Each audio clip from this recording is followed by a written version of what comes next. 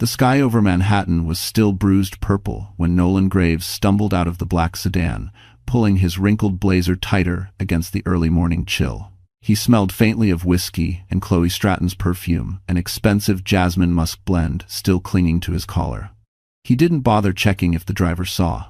Nolan had long stopped caring who witnessed his private sins. Power, after all, made him feel untouchable. He climbed the steps to the Upper West Side brownstone he shared with his wife, Harper Ellington, rehearsing the same lazy excuse he always used. Client meeting ran late, markets were insane, you know how it is. He rubbed his temples, trying to ignore the headache that came from too much champagne and too many lies. But something felt off. The air was too still. The house, usually glowing with warm lights Harper left on for him, was completely dark. No soft hum of the dishwasher, no faint cartoon sounds from their son Mason's bedroom upstairs. Nolan pushed the door open, annoyed. Inside, silence swallowed him. The living room looked wrong.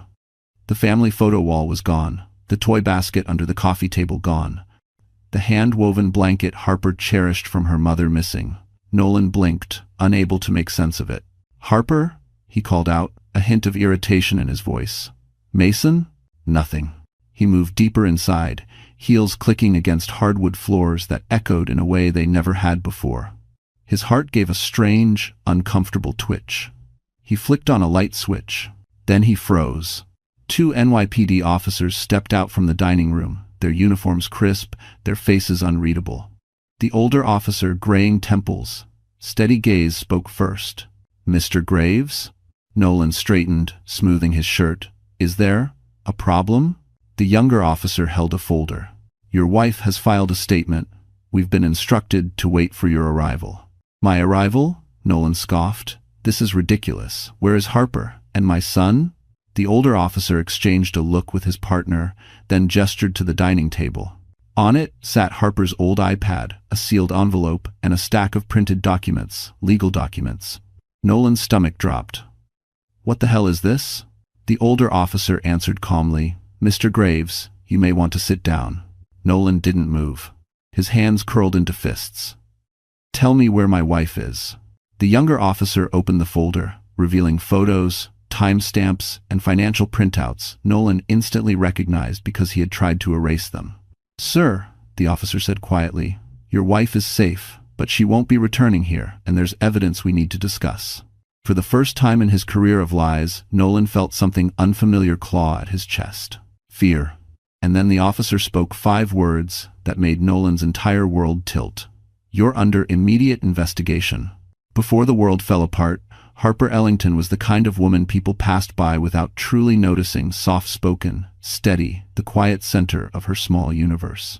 She had been a remarkable ICU nurse once, the kind who held hands through emergencies and whispered comfort into the ears of frightened patients. But the long hours and endless night shifts clashed with motherhood, and when her son Mason was born, Harper made the sacrifice Nolan insisted was best for the family. She traded the controlled chaos of the ICU for a modest administrative job at a small private clinic in Midtown. It wasn't glamorous paperwork, phones ringing nonstop, fluorescent lights humming overhead, but Harper made it work. She always made things work. Her coworkers described her as gentle, dependable, the one who remembered birthdays and brought muffins on Fridays. No one knew she often cried quietly in the clinic bathroom, overwhelmed by exhaustion and the loneliness of carrying the emotional weight Nolan refused to notice. Every morning, Harper's day began with a quiet ritual. She brewed cheap grocery store coffee in a chipped white mug and packed Mason's school lunch with handwritten notes, little hearts, silly jokes, reminders that she loved him. Then she'd stand by the window of their Upper West Side brownstone, watching the city wake up. Yellow cabs flashing past, commuters rushing toward the subway, the skyline glowing against the rising sun. Nolan never saw that version of her. He was always already gone at the gym, at the office, at a meeting, at a dinner, always somewhere that wasn't home. Harper still tried. Dinner waiting on the stove, birthday surprises, thoughtful texts he rarely answered. She forgave the missed anniversaries, the late nights, the unexplained credit card charges.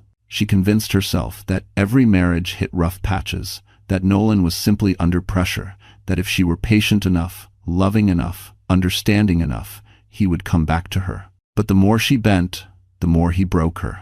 One night, weeks before everything imploded, Harper sat alone at the kitchen table, long after Mason fell asleep. Nolan had texted that he'd be home late again. Her eyes wandered across the dimly lit room, the fridge covered in Mason's drawings, the family calendar filled with crossed-out dates Nolan never honored, the iPad glowing with unread messages. Life had become a loop of waiting and wishing. She didn't know yet that Nolan was spending that same night in a penthouse suite at the Park Hyatt with Chloe Stratton. She didn't know he laughed easily with another woman, touched her with hands that had grown cold toward his own wife, promised her things Harper had begged him to say for years. But she felt it. A gut-deep ache, a whisper of truth she wasn't ready to face. Harper closed her eyes, took a shuddering breath, and whispered into the quiet house, "Please, just let me be wrong." She wasn't, and the first crack in her world would come from a device she never meant to check, a single notification that would expose everything. New York City had a way of swallowing people whole, its rhythm fast, its expectations sharp, its beauty a double-edged sword. For Harper Ellington, the city wasn't glamorous or cinematic. It was simply the place she tried every day to keep her life from collapsing. Their brownstone on the Upper West Side looked perfect from the outside. Ivy trailing along the brick, a polished blue door, a tiny stoop garden Harper tended with stubborn hope. Neighbors often complimented her lavender pots and the way her son Mason's drawings decorated the front window. They assumed the Graves Ellington family was just another comfortable Manhattan household. But inside, the cracks had been widening for years. On weekday mornings, Harper took the subway to Midtown, squeezed into the E train with hundreds of worn-out faces. Her clinic stood wedged between a bakery and a nail salon, a narrow building with peeling white paint and windows that rattled in winter winds. Inside, the walls were plastered with children's artwork and faded posters reminding patients to get their flu shots. It wasn't prestigious, but it was hers. A place where people were kind, where her efforts mattered. Meanwhile, Nolan Graves lived in an entirely different New York. He worked in a sleek glass tower on Wall Street, where the elevator walls glowed with brushed steel, and everyone wore tailored suits that cost more than Harper's monthly salary. From the 37th floor, he could see the Manhattan skyline glittering like a promise, one he believed he deserved more than anyone else. His office bore quiet luxuries. A Mont Blanc pen on his desk, a leather chair that smelled faintly of cedar, a MacBook Pro always open to stock tickers and financial models. Nolan loved the city for what it gave him. Status, admiration, the illusion of power. He navigated rooftop bars, Michelin-star dinners, and client lounges like he was born for them. But he'd once told Harper, back when he still held her hand, that none of it meant anything without her. Somewhere along the way, he forgot. Harper felt the shift most starkly during evenings at home. She would sit in the living room with Mason, reading picture books under the soft glow of a lamp, while Nolan claimed he needed to analyze markets on his laptop. He rarely looked up. Harper used to watch him with quiet longing, remembering when he used to pull her close on the couch, kiss her forehead, and tell her she made Manhattan feel like home. But now, the distance between them felt wider than the Hudson River. At night, when the city hummed outside their bedroom window, Harper stared at the ceiling, trying to figure out when her life had drifted so far from the warm simplicity she once imagined. She had dreamed of a little house near Central Park, family dinners, Saturday trips to coffee shops, bedtime stories Nolan wouldn't miss. Instead, she lived in a home where silence echoed louder than footsteps, and the world she tried to hold together was beginning to wobble, piece by fragile piece. But nothing prepared her for the night she found the one object that would shatter the illusion completely, an object Nolan never meant for her to see. Nolan Graves had always been the kind of man who moved through life as if the world owed him something. Even in college, people remembered him for the same things he flaunted now. Ambition sharp enough to cut, confidence bordering on arrogance, and a smile that looked sincere only until you realized how quickly it vanished when he didn't need you anymore. He was raised in Connecticut's affluent suburbs, where success wasn't a dream but an expectation. His father, a cold and calculating corporate attorney, drilled one lesson into Nolan from childhood. People respect fear more than kindness. Nolan absorbed the message so deeply that he eventually mistook ruthlessness for strength. So when he landed at Axton & Lowe, a prestigious investment firm on Wall Street, Nolan didn't just want to excel, he wanted to dominate. He studied market trends with obsessive precision, worked late nights not out of dedication but because he liked the taste of superiority, and built a reputation for taking risks others were too cautious to touch. But with ambition came a darker side. Nolan learned how to bend rules without appearing to break them. Offshore accounts, questionable client relationships, trades made at hours that didn't match official records. He thought himself untouchable, too smart to get caught, too valuable for the firm to scrutinize closely. And the more he grew professionally, the smaller Harper became in his eyes. He resented that she didn't keep up with his new world, that she didn't wear designer clothes, that she didn't mingle with his colleagues' wives, that she didn't praise him enough when he closed deals or earned bonuses. He began spending more time away from home, not because of work, but because home reminded him of who he used to be. Ordinary. Chloe Stratton stepped into his life exactly when his ego demanded fresh admiration. Chloe was sleek, polished, and hungry for upward mobility. She moved through Manhattan's luxury hotspots, the River Café, rooftop lounges near Fifth Avenue, hotel bars with velvet seats and amber lighting as if she belonged there. When she laughed at Nolan's jokes, when she touched his arm, when she whispered that he deserved so much more, Nolan believed it. He believed everything that made him feel larger. With Chloe, he felt like the man he always fantasized about becoming. With Harper, he felt like the man he'd outgrown. He stopped seeing the sacrifices Harper made, the softness in her voice when she called him to remind him of Mason's school events, the quiet dinners she waited to share with him. He saw only what she lacked. But Nolan had one fatal flaw. He underestimated people. He never imagined a quiet woman like Harper could be observant, strategic, or brave. He never imagined she had the strength to leave. And he certainly never imagined that the life he built on lies could crumble from a single wrong move. He believed his secrets were safe. Until one late evening, when he rushed out of the house for a work emergency, he made a careless mistake, an oversight that would become the first domino in his downfall. He left behind something on the kitchen counter, an object Harper would pick up, an object containing the truth. And once Harper unlocked it, the world Nolan controlled so carefully would begin to collapse. The night Harper Ellington's world finally cracked open didn't happen in silence. It happened under blinding lights, at an event she never wanted to attend, in a room full of people who were all too eager to watch a spectacle. It was the annual fundraising gala for the Children's Heart Foundation, a cause Harper once cherished back when she was still an ICU nurse.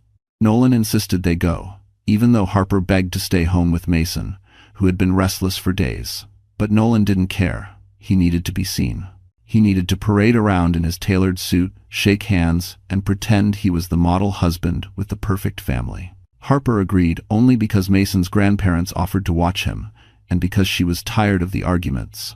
She slipped into a simple navy blue dress she'd had for years. She didn't own anything lavish enough for the event, and Nolan's expression tightened when he saw her, like she'd embarrassed him just by existing. The gala ballroom was everything Nolan loved. Towering crystal chandeliers, gold-rimmed dinnerware, champagne flutes sparkling under soft amber lighting. Expensive perfumes mingled with the clinking of glasses. Luxury brands flashed everywhere, diamond bracelets, designer heels, watches that cost more than Harper's annual salary. Nolan guided Harper through the crowd with a hand on her back, but his touch was cold, mechanical. She followed quietly, trying not to feel small. And then she saw her, Chloe Stratton. The woman who worked in PR. The woman Nolan had mentioned casually but often. The woman Harper tried to dismiss from her thoughts. Until now. Chloe walked in wearing a silver gown that shimmered like moonlit water, her hair cascading in glossy waves, her smile wide and triumphant. And Nolan's reaction? Oh, that reaction told Harper everything. His breath hitched. His fingers twitched. His entire body leaned toward Chloe before he caught himself. Chloe noticed them, of course. She always noticed everything. And instead of pretending ignorance like any decent person might, she walked right up to Harper with a smile that could slice glass. "Nolan, you made it," she purred, almost brushing his arm. Harper stiffened. Nolan's eyes flickered panic, guilt, but he masked it instantly. "Chloe," he said, clearing his throat. "This is my wife, Harper. Your wife." The word hung in the air like someone had dropped a stone into a quiet pond. Chloe extended her hand politely, but her eyes held something sharper, something victorious. Harper shook her hand, feeling frozen inside her own skin. Then, as if the universe wanted to strip away the last layer of Harper's denial, a waiter stumbled near them, bumping Chloe's clutch. It fell. The clasp snapped open, and out spilled a hotel keycard. Not just any hotel. The Park Hyatt Presidential Suite. The same hotel Nolan once claimed to have a late client dinner in. People around them paused. Conversations slowed. Eyes darted toward the small, damning rectangle on the floor. Nolan's face drained of color. Harper stared at the keycard, her breath catching in her throat. Chloe didn't even scramble to hide it. Instead, she smirked. And in that moment, the truth wasn't whispered. It wasn't hinted. It wasn't suspected.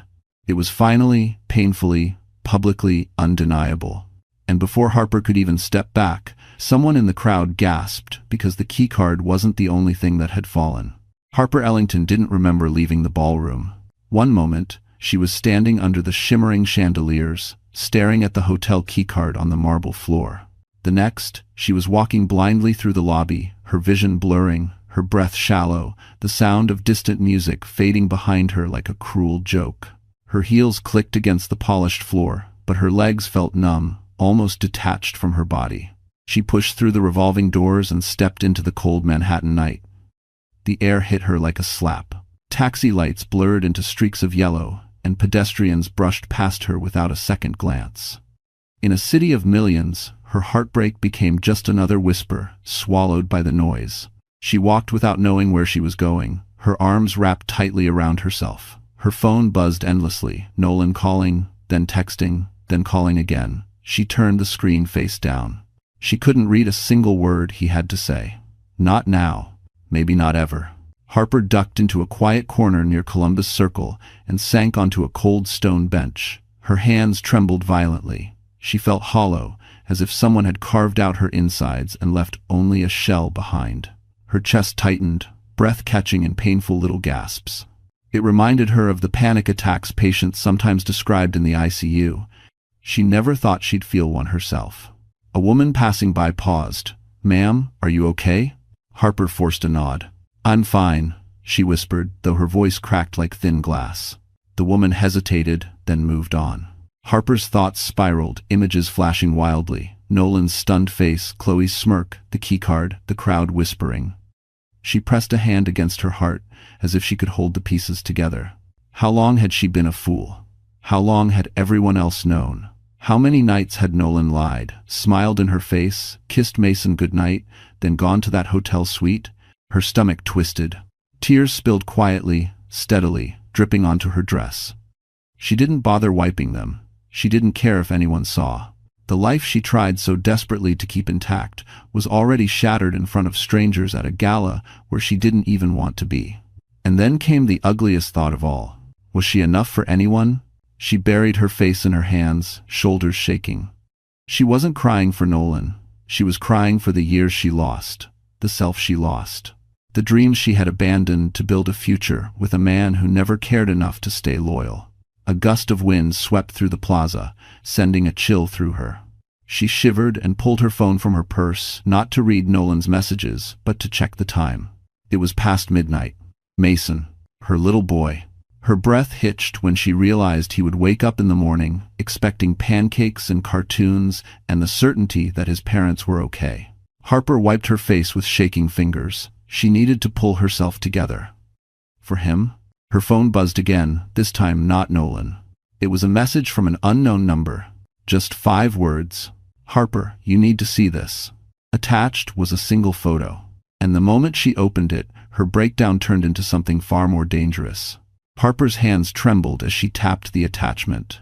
The cold glow of the street lamp spilled over the phone screen, making the image sharpen slowly, too slowly. For a second, she thought her exhausted mind was playing tricks on her. But it wasn't a hallucination. It was real. The photo showed Nolan in a dimly lit penthouse suite, the exact presidential suite at the Park Hyatt where the keycard came from. He wasn't with Chloe. He wasn't smiling. His face was tight, agitated, eyes darting toward the door, as if he expected someone to walk in on him. But the worst part wasn't Nolan. It was what sat open on the table in front of him. A laptop displaying confidential financial records, suspicious wire transfers, offshore accounts in the Cayman Islands, and a folder titled Client Restructuring, Private. Harper recognized the firm's logo instantly. She'd seen Nolan glance at reports like that on their home computer. But this wasn't normal business. These were transactions that looked deliberately hidden, disguised under charitable routing and international consulting partnerships. Next to the laptop was something even more chilling. A stack of printed documents with her name on the top, under a column labeled Spousal Liability Exposure. Harper felt her breath stop. Someone was framing her. Her phone buzzed again. A follow-up message. He's setting you up. Get out now. No name. No explanation. She stood abruptly, dizziness washing over her. Nolan cheating had destroyed her heart. But this threatened her future, her freedom, even custody of Mason. If Nolan looped her into illegal transfers, even unknowingly, she could be dragged down with him. Was that the plan all along? To replace her with Chloe, then leave Harper carrying the legal fallout? Cars rushed by, horns blaring, but the noise sounded distant, muffled. Harper stared at the photo again, noticing another detail she'd missed. The timestamp. It was taken 2 weeks ago, long before the gala, long before the keycard fell, long before the truth surfaced publicly. Someone else knew Nolan's secrets, someone who wanted her to know too. Her fingers flew across the screen as she typed back. Who is this? No answer. She waited, pacing, heart racing. The city felt too big, too loud, too dangerous. The betrayal she felt earlier at the gala now turned into pure adrenaline, fear mixing with anger, confusion mixing with a strange surge of determination. Her phone buzzed. One final message came through. Check Nolan's iPad. Don't delay. That made no sense until it made perfect sense. Earlier that week, Nolan had rushed out of the house, shouting about a last-minute conference call. He'd grabbed the wrong device. Harper remembered seeing his sleek black iPad on the kitchen counter later that day, thinking nothing of it. A wild, desperate hope flickered in her chest. If that iPad still held synced files, if those illegal transfers were on it, if the photo sender wasn't lying, then Harper wasn't powerless. She had something Nolan didn't know she had, and something his firm definitely didn't want exposed. She swallowed hard, shoved the phone into her purse, and stood tall, despite the trembling in her legs. She had to get home. She had to get to that iPad. She turned toward the street to find a cab. But the moment she stepped off the curb, a car door slammed behind her. Someone had followed her from the gala. Harper Ellington had always believed transformation was something that happened slowly, quietly, over years of healing. But that night, after narrowly escaping the sedan that trailed her from the gala, she realized change could happen in a single heartbeat. The car door that slammed behind her belonged not to Nolan or one of his associates, but to a rideshare driver who'd accidentally parked too close. Still, the scare jolted her awake. She flagged down a yellow cab and climbed in, hands shaking, giving the driver her address with a voice barely above a whisper. During the ride, Harper stared at her reflection in the window, the streaked mascara, the fear in her eyes, the exhaustion settling into her bones. But beneath that, something new flickered. A spark she hadn't felt in years. Resolve. The moment she walked into the brownstone, she didn't collapse like she expected to. Instead, she moved with purpose. She went straight to the drawer where Nolan kept his electronics, heart thudding as she pulled out the black iPad he'd mistakenly left behind. She powered it on. And there it was. Folders synced to his cloud, passwords saved, screenshots he thought he'd deleted, email drafts to offshore accounts. Even a preliminary document assigning joint liability to Harper, proof he was positioning her as collateral. Her hands tightened around the device. He wasn't just cheating on her. He was building his escape route on her ruins. For a moment, grief threatened to swallow her. But then she saw a photo on the iPad. Her and Mason at Central Park, taken on a day when Nolan claimed he was too busy to join them. Mason had frosting on his nose. Harper was laughing, sunlight catching her hair. And suddenly she knew. She hadn't lost everything. She still had her son. She still had herself. And now, she had power. She spent the next hours downloading copies of every incriminating file to a hidden drive. She documented timestamps, made secure backups, and photographed each screen with her phone. This time, she wasn't crying. She wasn't shaking. She wasn't afraid. She was preparing. By dawn, the version of Harper who had walked into the gala no longer existed. In her place stood a woman who had survived humiliation, betrayal, lies, and danger, and still rose. She showered, wiped away the mascara streaks, and combed her hair with steady hands. She slipped into fitted black jeans and a cream sweater. No more fraying edges, no more smallness. She tied her hair into a low ponytail, her face clean, determined. Later that morning, after dropping Mason at school with a steady smile, she walked toward Brooklyn Heights to meet someone she never expected to contact again. Grant Whitford, the man she once saved in the ICU. The man who had quietly offered support months ago. The man Nolan believed was a nobody. Doak. Her breath fogged the air as she stood in front of Grant's modern office building, glass panels reflecting the winter light. 2 security guards nodded when she gave her name, escorting her upstairs. When the elevator doors opened, Grant was already waiting. Crisp white shirt, rolled sleeves, eyes that softened the moment he saw her. "Harper," he said gently, "what happened?" She didn't break.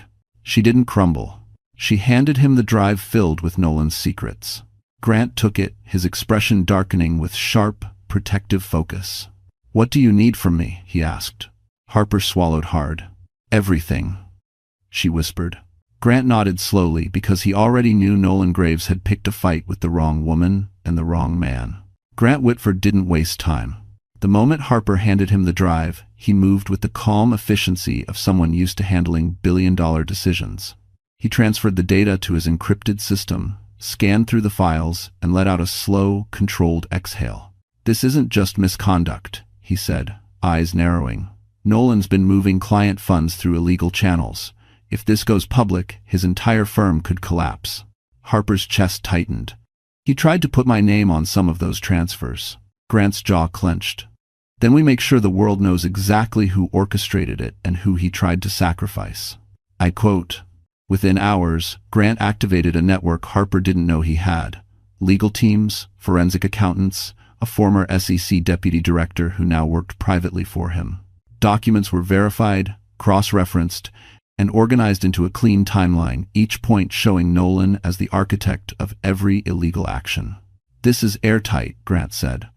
"But we're not taking it to the authorities first." Harper frowned.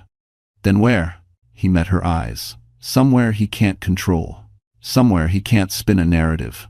3 days later, Harper found herself standing behind a velvet curtain at the Axton and Lowe Winter Investors Forum, the biggest event of the year for Nolan's firm.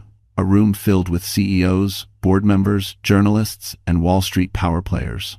Cameras flashed. Men in suits whispered about market forecasts and mergers. The air buzzed with money. Grant had secured her access through a board member who owed him a favor. Harper stood quietly, hands cold, heart pounding, but she felt stronger than she had in years. Tonight wasn't about humiliation. It was about truth. And survival. At the front of the ballroom, Nolan stood on stage in a perfectly tailored charcoal suit, charming as ever, talking about unprecedented growth projections. He didn't know Harper was there. He didn't know the avalanche headed for him. Grant approached her. "Ready?" Harper nodded, though her legs shook. "Do it.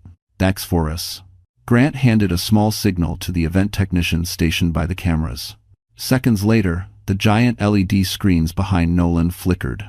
His voice faltered. Can we fix the display?" Murmurs rippled through the crowd. Then the screen stabilized. And Harper's world, Nolan's world, changed. Projected across the massive screen was the first of Nolan's secret transfers. Bank statements, offshore routing, timestamps, his signature, his login ID. Audience gasps erupted. The next slide. Wire transfers disguised as charity payments. Then spreadsheets showing millions funneled through shell corporations. Then the document labeling Harper Ellington as spousal liability coverage. The final slide was a high-resolution still image. Nolan in the Park Hyatt suite with the incriminating files opened in front of him. The room exploded into chaos. "What is this? Is this real? Call compliance. T34 16 Reses, 23347, Tucation." Nolan's face went from confusion to recognition to pure terror. This is taken out of context," he shouted. "It's doctored. This is a mistake." Grant stepped forward from the back of the ballroom, his voice clear and cold. "It's not a mistake, Nolan. It's the truth." Nolan's eyes widened when he saw Harper behind Grant. Harper? You? You did this? Her voice trembled, but her words were steady. No, Nolan. You did. Security rushed toward the stage. Reporters surged forward. Phones captured every second. Nolan's downfall had officially begun. And just when he thought it couldn't get worse, a voice from the back shouted something that made the entire room turn. The voice that cut through the chaos was sharp, furious, and unmistakably familiar. That's the man who promised to marry me.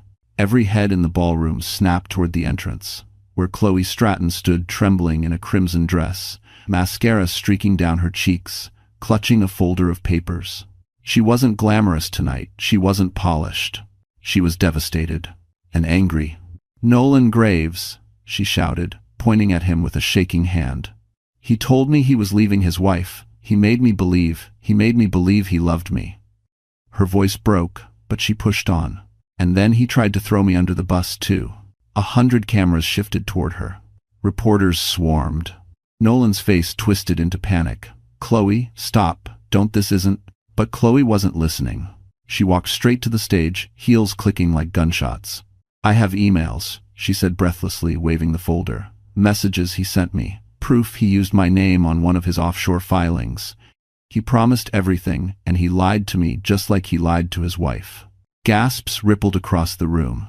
Harper watched silently, her expression unreadable. She felt no triumph, no cruelty, only a quiet, steady acknowledgement. Nolan had dug his own grave. Security finally stepped in, surrounding Nolan as board members ordered an immediate internal suspension.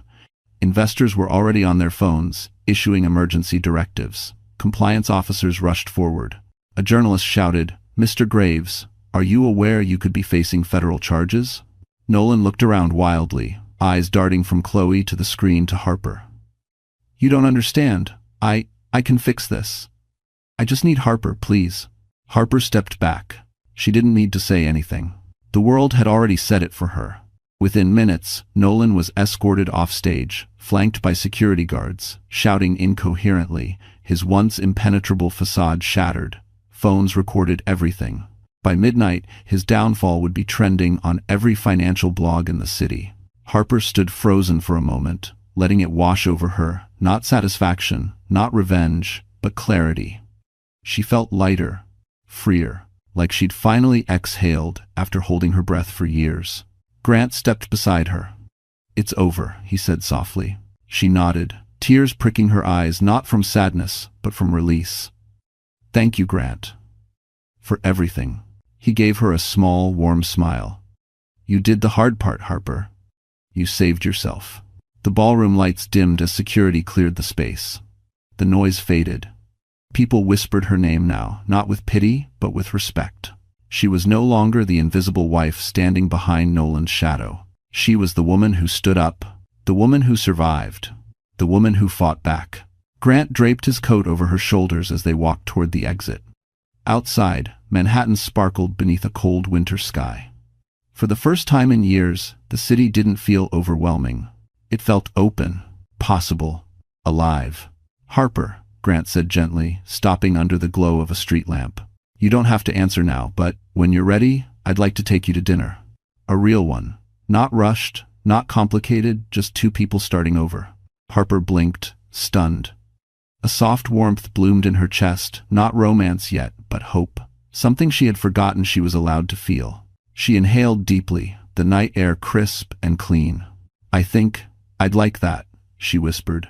But neither of them noticed the black sedan parked across the street, its engine running, its windows tinted, watching them drive away. The morning after Nolan's very public collapse, Manhattan felt strangely quiet to Harper Ellington, as if the entire city were holding its breath. She woke before sunrise, lying on the pull-out couch in her sister's Brooklyn apartment, the soft hum of traffic drifting through the window. Mason was still asleep in the next room, curled up with his stuffed dinosaur. For a moment, Harper allowed herself the luxury of stillness. But peace never stayed long in a story like hers. By 7 a.m., her phone was vibrating nonstop. Headlines exploded across financial news sites. Axton and Lowe executive exposed in illegal transfers. Whistleblower wife reveals shocking internal misconduct. Nolan Graves suspended pending federal investigation. She swallowed hard. Seeing her name attached to the word whistleblower felt unreal. She hadn't done this for fame, she'd done it to survive, to protect Mason, to break free. When she turned on the small TV in the kitchen, reporters were already camped outside Nolan's luxury building on the Upper West Side. He wasn't seen leaving. Statements from the firm were clipped and cold. Lawyers refused to give comments. Harper shut the TV off. The last thing she needed was more noise. But the day didn't let her hide. Around noon, she met Grant Whitford again, this time at a quiet coffee shop tucked between brownstones in Brooklyn Heights. He sat waiting with his laptop open, sleeves rolled up, a stack of printed documents neatly arranged beside his espresso. "You held up?" he asked gently. Harper managed a tired smile. "Not really." Grant leaned forward, lowering his voice. "You're strong, but this is just the beginning. Nolan isn't the type to go down quietly." She knew that too well. He slid a folder toward her. Inside were legal updates, emergency motions filed by Nolan's attorneys, attempts to freeze assets Harper needed for Mason's care, and an aggressive challenge to temporary custody. Her stomach twisted. "He's claiming you intentionally damaged his career," Grant said, "and he's trying to spin the financial transfers as joint household investments." Harper's breath stuttered. "Meaning he's still trying to drag me into it." Grant nodded grimly. "He's desperate, and desperate men get reckless." Before she could respond, her phone buzzed with an unknown number. Against her better judgment, she answered. Nolan's voice poured through the speaker, hoarse, unhinged, shaking with rage. "Harper, do you understand what you've done? I could lose everything because of you. You want custody? You want to ruin my life? I'm not going down alone, you hear me?" His breath crackled through the line, uneven. "If I'm drowning, I'm taking everyone with me." "Everyone?" Harper's blood ran cold. Grant gently took the phone from her hand and ended the call. "Don't speak to him again. Ever. Let the lawyers handle it." Harper nodded, but her hands trembled. Nolan didn't sound like the man she once knew. He sounded dangerous, cornered, capable of anything. Grant reached across the table, covering her shaking hand with his. "You're not alone in this. I promise." Harper exhaled slowly, grounding herself. But outside the cafe window, through the reflection in the glass, a dark sedan idled at the curb, engine running, unmoving, watching her, waiting. And when Harper stepped outside minutes later, the sedan pulled forward just enough for her to see who was behind the wheel. The sedan rolled forward slowly, its glossy black paint reflecting the winter light. Harper's breath caught in her throat as the tinted window lowered just enough to reveal the driver. Chloe Stratton. Her makeup was smeared, her hair wild from stress, and her eyes, usually sharp, calculating, camera-ready, were swollen from crying. She wasn't the sultry woman from the gala anymore. She looked wrecked, frantic, and utterly lost. Harper froze, unsure whether to run or confront her, but Chloe raised both hands in the air, signaling surrender. "Please," she mouthed through the cracked open window. "I just want to talk." "Ifres." Grant instinctively stepped in front of Harper, his hands subtly guiding her back toward the safety of the cafe door. "Absolutely not," he warned. "You have nothing to say to her." But Harper didn't look away. Something in Chloe's eyes wasn't hostile, it was terrified. Chloe opened the car door and stepped out, hugging her coat tighter around herself. "Harper, please, I'm not here to hurt you." Her voice shook. "Nolan. He lied to me about everything. He's blaming me too. He told his firm I helped him move the money. He's threatening me." Grant narrowed his eyes. "And why should Harper care about that?" "Because," Chloe whispered, looking down, "Nolan told me she was the one who encouraged the transfers. He said he had proof. He said he'd bury both of us if we didn't help him clear his name." Harper felt the world tilt. "He's trying to frame us both." Chloe nodded miserably, tears slipping down her cheeks. "Yes, and he told me something else, something you need to hear." Grant tightened his jaw. "Harper, we should go. Whatever she has, we can get through legal channels." But something in Chloe's trembling posture tugged at Harper's instincts, the old nursing empathy she thought she'd lost. "Grant," Harper said softly, "let her speak." Reluctantly, he stepped aside but stayed close, never taking his eyes off Chloe. Chloe's voice dropped to a whisper. "There's a backup. A hidden drive Nolan keeps off-site. It has everything. The real documents, the ones he hasn't altered. If he destroys it, the authorities will never see the full trail. He'll say, "You fabricated everything." Harper felt a chill crawl up her spine. "Where is it?" Chloe swallowed hard. "A storage unit in Chelsea, under a fake business name." Grant cursed under his breath. "Of course." Chloe hesitated, then added, "He went there this morning." Harper stiffened. "He's going to destroy the evidence." Grant pulled out his phone, already calling one of his legal contacts. Chloe took a shaky breath. I know I don't deserve forgiveness. But please, Nolan can't get away with this, not after what he did to all of us." Before Harper could respond, Chloe's gaze flicked over Harper's shoulder, and suddenly, she blanched. "Harper," she whispered, "get inside, now." Harper turned just as a loud crack split the air. The window of the parked sedan behind them shattered. Grant grabbed Harper and pulled her toward the ground as glass rained over the sidewalk. A bullet had been fired. Someone wasn't trying to scare them. Someone was trying to silence them. And when Harper looked up from the pavement, she saw a figure sprinting into a getaway car, someone she recognized all too well. Harper Ellington barely had time to process the crack of the bullet before Grant pulled her behind a parked SUV, shielding her with his body as screaming pedestrians scattered across the sidewalk. Glass glittered on the pavement like cruel confetti, and a cold wind swept through the Brooklyn street, carrying the echo of panic. Chloe crouched behind the cafe's brick wall, shaking violently. "Oh my God, he actually..." Grant snapped, "Stay low." His eyes scanned the street with surgical precision. Harper blinked through the shock, heart hammering against her ribs. "That figure running, did you see?" "Yes," Grant said, voice tight. "I saw him." It wasn't Nolan. It was Nolan's longtime friend, a man Harper always thought was just a golfing buddy, Trevor Lane. Nolan had introduced him at a holiday party years ago, calling him just an old college friend with a security company. Harper never liked him. Something in his eyes had always looked too cold, too calculating. Now she understood why. Trevor wasn't a friend. He was a fixer, someone who cleaned messes, someone who made problems disappear. Grant rose slowly, keeping Harper behind him. "He's not trained enough to stick around. A warning shot means he's rattled, but he'll be back if Nolan thinks you're close to exposing the whole thing." Harper felt her stomach twist. "He's willing to commit a crime in broad daylight?" "He's desperate," Grant said, "and desperate men act stupid." Chloe finally found her voice, trembling. "Nolan told me Trevor could handle loose ends. I didn't know what that meant." Harper glared at her, anger mixing with fear. "You helped him. You helped a man who was ready to destroy me, destroy us both." Chloe broke down, sliding to the ground. I know. I was stupid and selfish, and now he's coming after me too." He said, "If I talked, I'd regret it." Grant stepped between them. "Enough. Standing here arguing won't help anyone. We need to move." He helped Harper to her feet, his hand firm and grounding. Sirens wailed in the distance. Someone must have called the police, but Grant shook his head. "We can't stay for statements. If Trevor reports back to Nolan that you survived the shot, he'll escalate." Harper stared at him. "So where do we go?" "To the one place Nolan doesn't know exists," Grant answered. "My private residence in Tribeca. It's secure, off-grid, and no one gets in without my approval." His tone darkened. "And we'll regroup from there." He turned to Chloe. "You're coming too. Until we figure out the storage unit and the backup drive, you're a target." Chloe nodded weakly, wiping her face.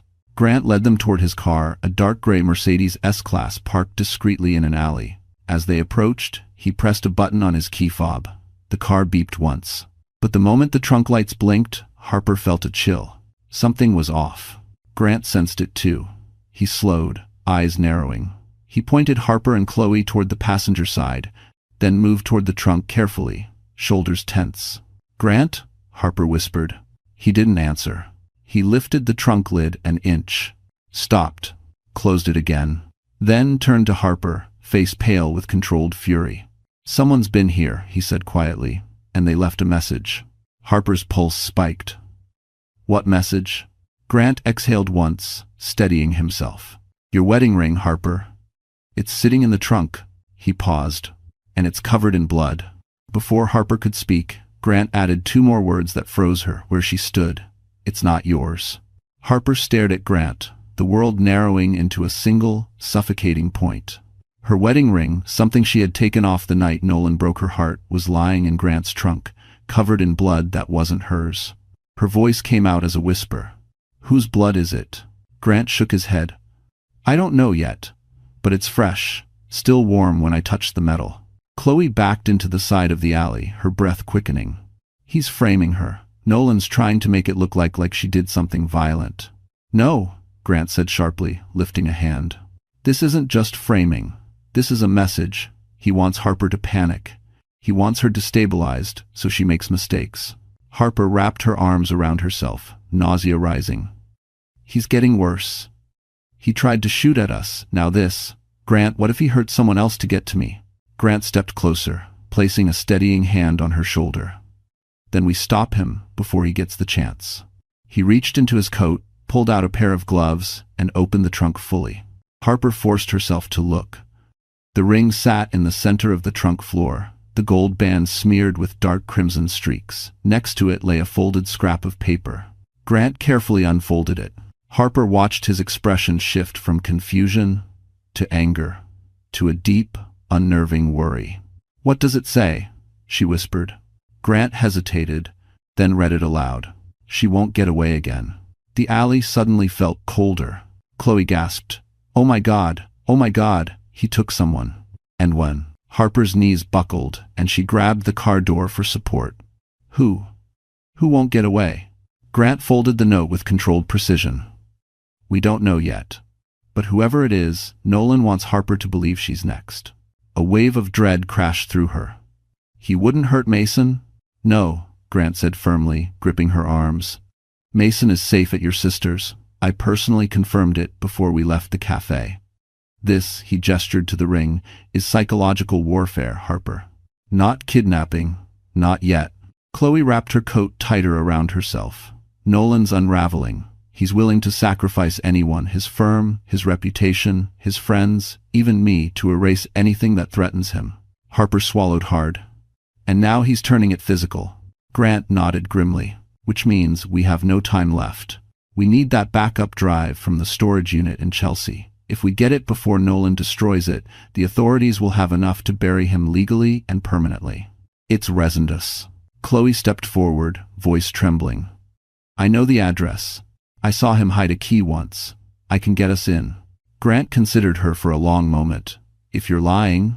"I'm not." Tears filled Chloe's eyes. "I want him stopped just as much as you do." Harper steadied her breath and opened the passenger door. "Then let's go." Before Nolan realizes, his message didn't scare me. Grant rounded the car and pulled out onto the street, tension thick in the air. They drove toward Manhattan, the city lights flickering through the windshield like silent warnings. Halfway across the bridge, Harper's phone buzzed. A text. From an unknown number. Just 4 words that made her blood run cold. "You're already too late." Traffic thickened as Grant's Mercedes weaved through the streets of Chelsea, lights from galleries and loft apartments flashing across the windshield. Harper sat rigid in the passenger seat, the text message replaying in her mind, "You're already too late." Each word tightened around her chest like a vice. In the back seat, Chloe fidgeted with her coat zipper, her voice barely above a whisper. "The storage facility is on 12th Avenue, blue sign. He keeps a unit under the name Eastbrook Consulting." Grant's fingers tightened on the steering wheel. If Nolan's already there, he's destroying evidence. And if Trevor's with him, Harper didn't need him to finish. Trevor had already fired 1 bullet today. He wouldn't hesitate again. When they pulled into the dimly lit parking lot, Harper's throat went dry. The building was a hulking concrete structure with flickering fluorescent signs and a row of loading docks stained from decades of city grime. A security guard in a navy jacket sat behind the front desk, engrossed in a baseball game on a tiny TV. Grant leaned toward Harper. "Stay close to me, no matter what happens." She nodded. Chloe approached the counter first, forcing a shaky smile. "Hi, my boss rented a unit here, Eastbrook Consulting. He asked me to pick something up." The guard typed lazily into his computer. "Unit 4C, 4th floor, service elevators down that hallway." Grant slid a business card across the counter, his tone suddenly professional and icy. "If anyone else has come through asking for that unit tonight, contact this number immediately. And Frest." The guard glanced at the card, then at Grant, recognizing the authority in his expression. He nodded stiffly. They made their way down the long corridor toward the elevator. The lights buzzed overhead, casting harsh shadows. The building smelled faintly of dust, old cardboard, and metal. Harper's pulse pounded louder with each step. When the elevator doors opened with a groan, Chloe stepped inside first, pointing to the button for the 4th floor. "It's at the far end. I've only been there once, but—" A loud clang echoed above them. Grant's head snapped up. "Someone's on the roof of the elevator." Harper's stomach dropped. "Trevor? Nolan?" The elevator jerked violently. Harper grabbed the railing, heart leaping. Grant reached for the emergency stop switch, slamming it down. The elevator froze between floors. "We're sitting ducks in here," Chloe whispered, panicked. Grant pried open the door with brute strength, revealing a narrow gap between the elevator and the concrete floor above. "We climb," he said firmly. "Now." Harper's breath trembled. "Grant, I've got you," he promised, lifting her effortlessly through the gap. She crawled onto the hallway floor, pulling Chloe up behind her. Grant climbed last, landing silently. The hallway was long, cold, lined with rows of metal doors. One of them, Unit 4C, glowed faintly at the end. The lock was smashed. Grant's voice dropped to a whisper. "He's here." They crept forward, footsteps barely audible. Harper felt her heartbeat in her ears. The air felt heavy, charged, like the moment before a storm breaks. Grant reached the open storage unit first and flicked on the overhead light. Harper gasped. The metal shelves inside were overturned. Cardboard boxes were slashed open, papers scattered like confetti. A hard drive lay crushed on the ground. But that wasn't the worst part. A figure was slumped in the back corner, hands tied, face bruised. Chloe screamed. Because it wasn't Nolan. It was Trevor, and he was barely conscious, whispering one chilling sentence. "He's coming for you next, and he's not alone." Trevor Lane's breaths came out in ragged, shallow bursts. His usually sharp eyes were half closed, barely able to focus as Grant knelt beside him. Harper hovered near the entrance of the storage unit, her hands trembling, her stomach twisted into painful knots. Grant checked Trevor's pulse with clinical speed. He's alive, but fading. Someone worked him over hard. Chloe stood frozen, her face pale. Nolan did this? To his own friend? Trevor let out a weak, humorless laugh, more blood than sound. "Friend, you still don't get it." His voice was raspy, barely audible. "Nolan doesn't have friends. He has tools. And when a tool stops working..." His head dropped back against the wall. Harper swallowed hard. "Trevor, who's with him? Who's helping him now?" Trevor's eyelids fluttered. "Not helping, controlling." A shiver ran down Harper's spine. "Controlling? Who?" Trevor struggled to speak, forcing each word out like broken glass. "The investors, the private ones, the ones funding his offshore accounts. They're not just wealthy, they're dangerous. They own people. They own outcomes. And Nolan promised them returns he couldn't deliver." Grant's expression hardened. "So he falsified the numbers, laundered the money." Trevor nodded weakly. "And now they're cleaning up the mess. Nolan, he's expendable. But you," his gaze flicked toward Harper, full of warning, "you exposed everything. That makes you a threat. And threats get erased." Harper felt her knees weaken. She pressed a hand against the metal shelf to steady herself. "So they're after me because I uncovered what Nolan did?" Trevor coughed violently, blood streaking his lip. "No. They're after you because Nolan told them you were the one who stole the data." His gaze locked on hers. He pointed them straight at you. The room seemed to shrink. Harper felt the breath punched from her lungs. Of all Nolan's betrayals, this one burned the deepest. Grant stood slowly, his voice low and furious. "We're done reacting. We take control now. 8-1. And who won 9? Into 7. But Trevor wasn't finished. He reached shakily into his jacket pocket, pulling out a small USB drive smeared with dried blood. "He didn't find this one," Trevor whispered. "The last backup. The real one. Get it to the right people, and they'll take Nolan apart, but you didn't hear this from me." Grant gently took the drive. "Who else knows about it?" Trevor's voice dropped to almost nothing. "Just me. And Nolan's handler, a man named..." He didn't finish. A sharp crack echoed down the hallway. Harper spun around. "What was that?" Grant's eyes narrowed. Footsteps. Running. Chloe backed up until she hit the metal wall, shaking. They found us. Oh God, they found us. Grant pushed Harper behind him. Stay close. Do not leave my side. Trevor looked up one last time, pain in his eyes. Run. You can't fight them. Grant grabbed Harper's hand and pulled her toward the unit's exit. But as they stepped into the hallway, the overhead lights suddenly flickered. Once, twice, before shutting off entirely. Darkness swallowed everything. A deep, unfamiliar male voice echoed through the hall. Harper Ellington. We've been waiting for you. The darkness inside the storage facility wasn't natural. It felt deliberate, heavy, suffocating, like someone had flipped the power with full intention. Harper Ellington's breath hitched as her eyes struggled to adjust. The metallic scent of dust filled the air. Beside her, Chloe whimpered, covering her mouth to muffle the sound. Grant's hand tightened around Harper's arm, grounding her. His voice was low but steady. Don't move. Whoever that is, they want you to panic. But panic was already clawing at her ribs. The footsteps approached slow, measured, confident. Whoever this man was, he wasn't rushing. He wasn't afraid. He expected to find them exactly where they stood. Then he spoke again, his voice smooth and commanding, the kind that could convince a boardroom or terrify a witness. Harper, Nolan warned me you were stubborn. A pause. And in my line of work, stubborn people don't live long. Chloe clutched Harper's sleeve, nails digging into the fabric. That's him, she whispered, trembling so hard her teeth chattered. Nolan's handler, the investor he bragged about. I saw him once leaving a meeting. His name is... A click echoed in the hallway. The unmistakable sound of a gun being cocked. Grant moved instantly, pulling Harper and Chloe behind a metal pillar. Don't say his name, he whispered. Don't give him power. The handler chuckled softly. Grant Whitford, I know you're with her. You weren't on our radar before, but you are now. His voice hardened. Walk away, Grant. This doesn't concern you. Like hell it doesn't, Grant muttered under his breath. A beam of a flashlight sliced through the darkness, sweeping across the corridor. Harper held her breath as the light passed inches above her head. Grant's arm pressed protectively around her, shielding her from view. The flashlight beam stopped directly on the storage unit behind them, the one Trevor had been found in.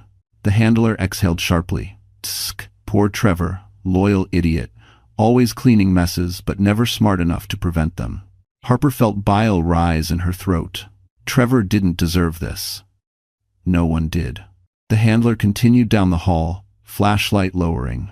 Nolan is in custody now. He panicked after the investors confronted him. He told us one thing before he cracked, that you, Harper Ellington, were the one who stole the documents. Harper's pulse roared in her ears. Grant leaned in. He's lying, trying to shift blame to save himself. But the handler wasn't finished. Our arrangement with Nolan is over. But you, Harper, you cost us millions. And we are not forgiving. Chloe gasped quietly. The handler stopped walking. Everything went still. Then, another voice echoed from the far end of the hallway. A familiar one. A broken one. A horrifying one. Nobody touches her. Except me. Harper froze. Nolan Graves stepped into the sliver of emergency light at the end of the corridor, disheveled, eyes wild, shirt stained as if he'd been in a fight. He wasn't handcuffed. He wasn't escorted. He'd escaped. Grant whispered, "How did he?" Nolan lifted a trembling hand, pointing directly at Harper. "She ruined my life. You want someone to pay? She's the one." The handler lifted his gun. Harper felt the world tilt.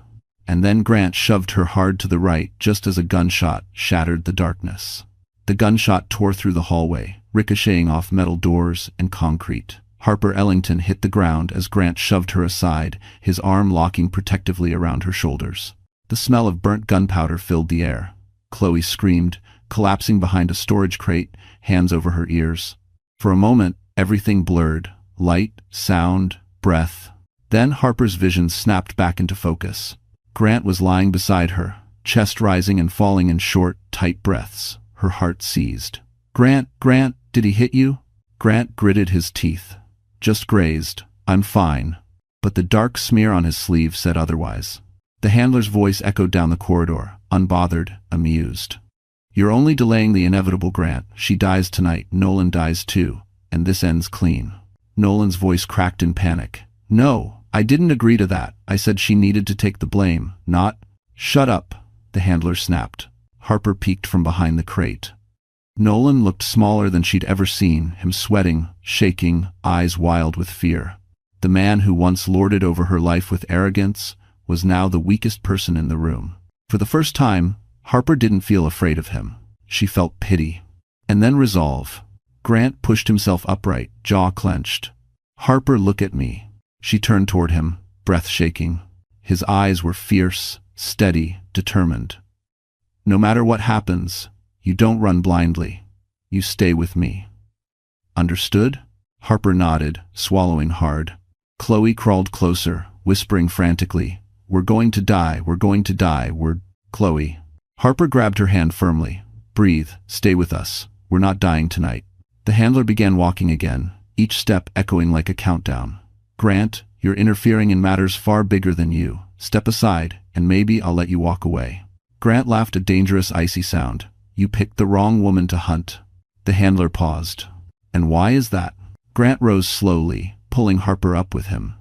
His voice dropped into a tone Harper had heard only once before when she saved him years ago in the ICU. A tone of power. "Because I'm not just some tech entrepreneur," he said evenly. "And I'm not alone in this." Harper blinked in confusion, but before she could ask what he meant, a new sound cut through the hallway. Boots. Many of them. Heavy, coordinated, moving fast. The handler stiffened. "What the—" Suddenly, blinding tactical flashlights exploded at both ends of the hallway. Shouts filled the darkness. "Federal agents, drop your weapon. Hands in the air. Now!" The handler spun, aiming his gun toward the advancing lights, but before he could pull the trigger, a precise red laser dot blossomed on his chest. A voice boomed. "First and last warning." Grant exhaled, finally allowing his shoulders to drop. Took them long enough. Harper stared at him. You called the feds?" Grant shook his head. "No. I called someone higher." The tactical lights revealed the first agent clearly, and Harper's mouth fell open. It wasn't just federal agents. It was Grant's private security task force, the kind only men with generational wealth and global power had access to. Grant squeezed her hand. "Harper, you're safe now, I promised." But before relief could settle, Nolan made a desperate move. He grabbed Chloe by the wrist, pressing a shard of broken metal to her throat. And his last words before agents raised their rifles sent a shockwave through the hall. "If I go down, she dies with me." Nolan Graves trembled as he pressed the jagged metal against Chloe's throat, sweat dripping from his temples. He looked nothing like the polished Wall Street executive he once paraded himself to be. His suit was torn, his face was bruised.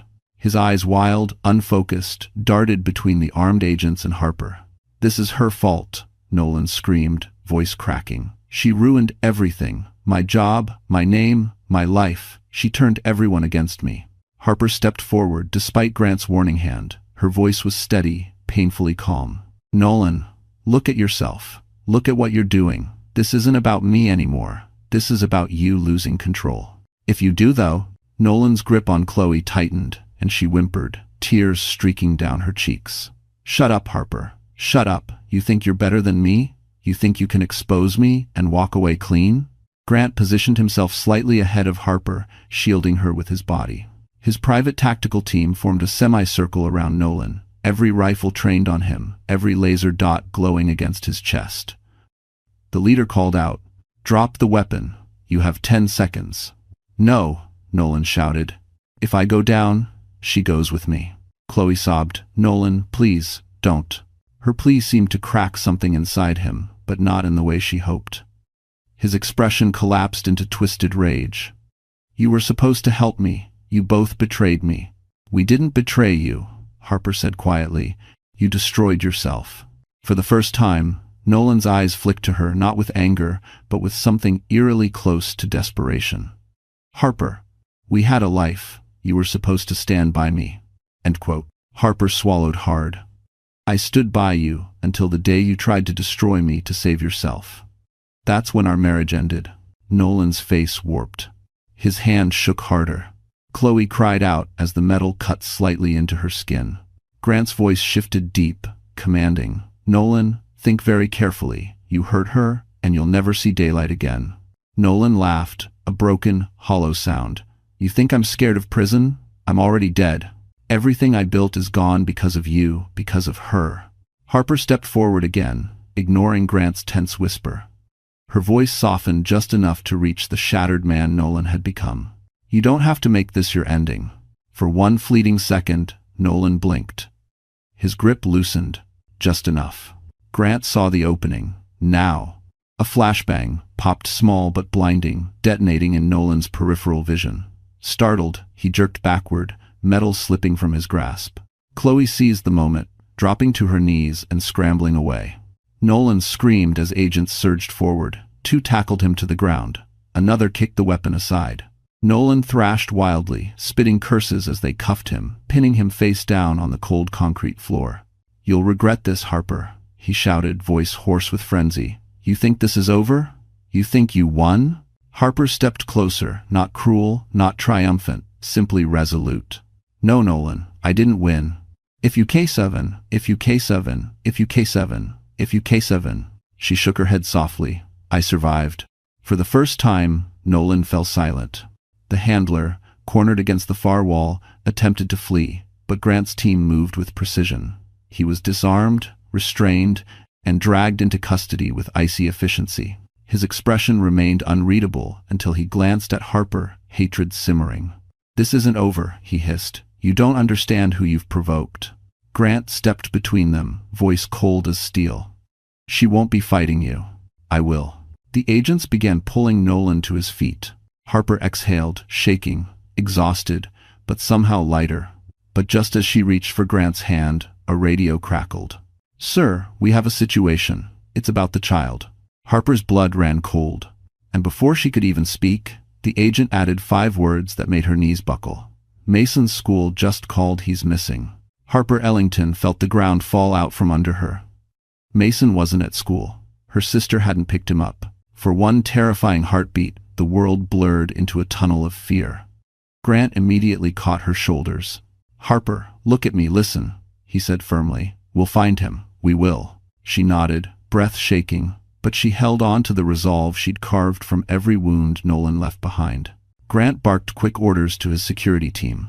Within seconds, 2 SUVs screeched away toward Mason's school, while another agent connected with 911 and the Office of Child Safety. Harper stood still, tears running down her cheeks, but not of despair, of fury. She was done being the hunted.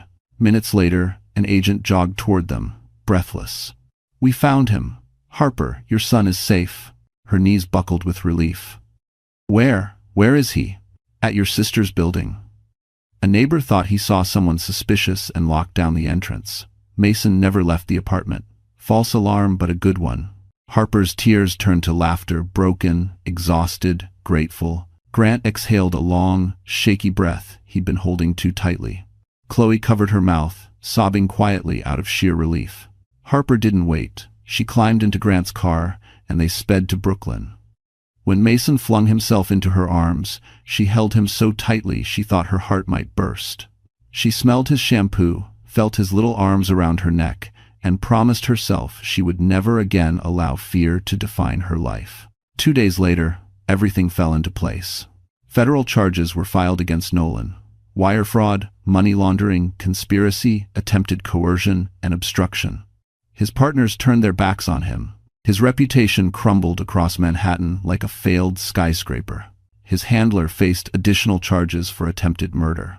The world Nolan built on lies finally collapsed legally, publicly, irrevocably. Harper stood outside the courthouse with Grant and Mason, breathing in the cold winter air. She signed the final divorce decree with steady hands. Full custody, complete protection, financial reparations secured. Nolan's appeal denied. Freedom, at last. Over the next months, Harper rebuilt a life not of survival, but of intention.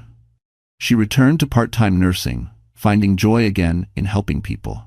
She launched a small home organizational business with the encouragement of Grant's connections. It flourished quickly. Mason thrived, therapy sessions, soccer practices, laughter growing louder each week. And Grant stayed, patient, gentle, present. He never pushed, never demanded. He simply walked beside her as she healed. One evening in spring, As the Manhattan skyline shimmered gold across the East River, Grant invited Harper and Mason to dinner at a quiet restaurant in Brooklyn Heights. The table overlooked the water, the city glowing behind them like a new beginning. After Mason finished his dessert and wandered to the railing to look at boats, Grant turned to Harper, his tone soft. "You saved me once," he said. "And now, I want the chance to spend my life making sure you're never alone again." Harper's breath trembled. "Grant?" He pulled a small velvet box from his coat, not flashy, not showy, but elegant, containing a diamond ring that caught the last rays of sunset. "Marry me, Harper." Her eyes filled, not with fear this time, but with certainty. "Yes," she whispered, 1,000 times, yes. Mason ran back, clapping when he saw the ring. Harper laughed through tears, pulling him and Grant into an embrace. Her story didn't end with betrayal. It ended with justice, with love, with a future finally worthy of her heart.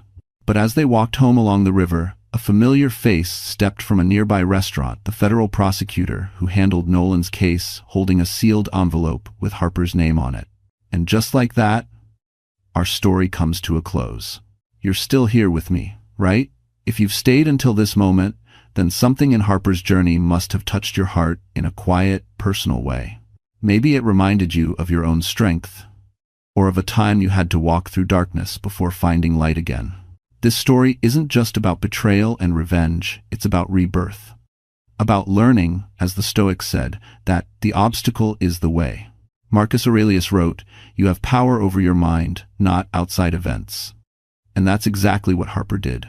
She couldn't control Nolan, or the chaos he brought, but she could control her courage, her choices, and her future. Sometimes life pushes you to the edge so you can see how far you've grown. Sometimes losing someone is the only way you find yourself again. And healing? It isn't loud. It happens slowly, in the quiet moments where you choose your peace over your pain. If this story touched you, if it made you feel braver, stronger, or a little less alone, then please, my friend, like this video, share it with someone who needs it, and don't forget to subscribe. We have many more stories to walk through together. You're not alone, and you're stronger than you think.